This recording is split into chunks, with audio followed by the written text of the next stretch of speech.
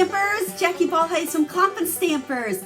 Today we're going to talk about the difference between the Stampin Write Markers, or what we like to call the regular markers, versus the Stampin Blends. You've seen me use the Stampin Blends a lot. They're the alcohol markers, and I use them for a lot of coloring lately, and I've been getting a lot of questions about what's the difference. So we have regular markers and we have the alcohol markers, otherwise known as Stampin Blends. What I'm going to do today is show you some super cute cards, but I'm also going to show you kind of the difference of coloring with these versus these, and why I love these for my coloring. So that's really what it's about today. We're going to learn the difference of the markers, how to color with these, why I don't like coloring with these, and give you some really fun other tips in regards to embossing folders and dies and die cutting. So let's go ahead, flip this camera down, and let's get to the projects we have today. We are using this super adorable stamp set called Back on Your Feet. It's great for get well, or if somebody has an injury or whatever it is. And you know, at first I looked at it, I thought it's kind of cutesy. You know, I'm the flower girl. It's kind of cutesy. Maybe it's just for kids. And then the more I started playing with it, I thought, oh no, how fun is it to send in a card to an adult family or member or friend that is just cute and will put a smile on their face. So I have 3 cards to share with you in just a little bit here. But first, I really want to talk about the difference between the regular Stampin Write markers versus Stampin Blends. You've seen me use the blends a lot. I've been coloring a lot with these lately. You never see me color with these. And I've gotten a lot of questions saying, you know, what's the difference and why don't you use these? Why do you use these? Well, again, this is just Jackie's opinion, okay? Feel free to color with these. If you like the results and you have these, by all means, color with them. But the Stampin Blends, in, again, my opinion, I think give you so much nicer of a colored image. Now, I've stamped the 3 different images on here already. Now, let's kind of talk about this first. Memento ink. If you're using Stampin Blends, you have to use this ink, okay? If you use regular markers, this ink works just fine, or you can use StazOn or an old archival. You know, they're not quite as fussy as far as bleeding, but make sure with blends you use Memento.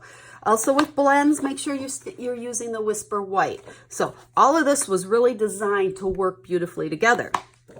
Now let's just look at the images and kind of zoom in a little bit here. Here you can see the 2 turtles. This one was colored with the blends. This one was colored with the regular markers.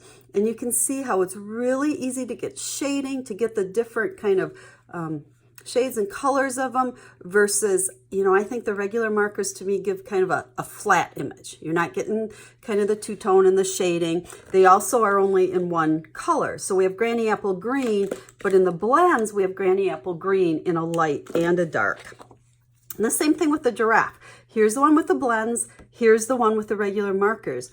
I think it just looks so much better. Now, if you haven't watched me color with the blends very much, I'm going to do that with this little guy. Isn't he cute? Down here, I already colored with the regular markers. Now you can see, and I think I used, what do we got here? Crumb cake, I think? Nope, Sahara Sand. I can't remember. Crumb cake, I think, is what I colored with. When you color with a regular marker, okay, it's all one shade. And if you color over it, you know, you kind of overlap or whatever, you're going to get 2 tones in there, but you're getting all of these marker lines, as I like to call it, where when we color with the blends, you don't get those marker lines. Now, I like to start with the lighter color. Some people will start with the darker color. I guess you just got to kind of play and see what you like the best. But I'll lay down the light. And it is recommended and does work the best if you color in section by section. So don't color everything. So I've done the light, and then I'm going to come back in with the dark of the crumb cake, and we're going to go kind of along the bottom, kind of along the edges here of his arms. This is where we're going to get that shading that you can't do with the regular markers. Then we're going to switch. I like using the small tip for the blending. And we're just kind of going over where we colored to begin with. And you can see how we don't have any marker lines. those colors just blend in, blend to one another, and as they dry, they even blend a little bit more. But look at the difference. This is Crumb Cake regular marker. This is Crumb Cake blend. I just think it gives you a much better image. Now, don't forget with your blends, snap those tops on really good so they don't dry up on you. And so that's really the difference between them. Now, the one thing I haven't shown in a lot of the other videos where we talk about the Stampin' Blends is this little white guy. It's called a color lifter. Again, only works with the blends, but if you go out of the line, you can actually take this, and I went out just a little bit with the light crumb cake there, and it lifts the color. So it will kind of remove that color when you color out of the line. So that's kind of a handy thing to have if you color with the Stampin' Blends. Now, let's set this aside. Let's look at the cards I made, and then we're going to talk about some embossing and die cutting tips. So here we go. Here's our little guy. These are all stamped with the Stampin' Blends because that's what I prefer. Just did some embossing.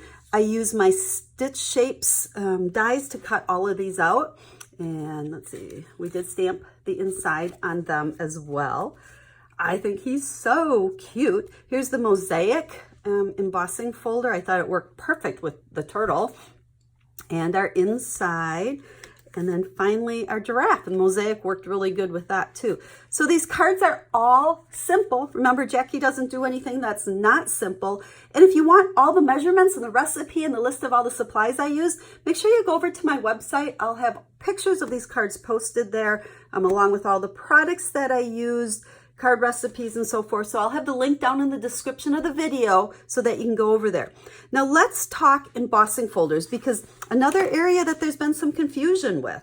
So if you've been following me and have been a follower of Stampin' Up! Products, in the past we've had two different kinds of embossing folders. One they called dynamic, and then here's the regular.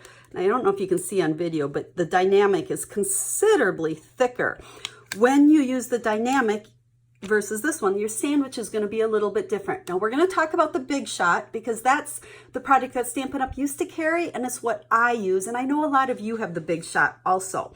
So when you are using embossing folders, if you have the Big Shot platform, okay, which came with most machines in the last several years, and you're using regular embossing folders, okay, the thin ones, you're going to use 2 of your clear plates to emboss it. Now, with the dynamic ones, okay, you're going to use just 1 plate. So I put it right on the platform with the plate on top. Okay. Now we've thrown the third option in there. Well, I guess it's not really an option. It's the third product.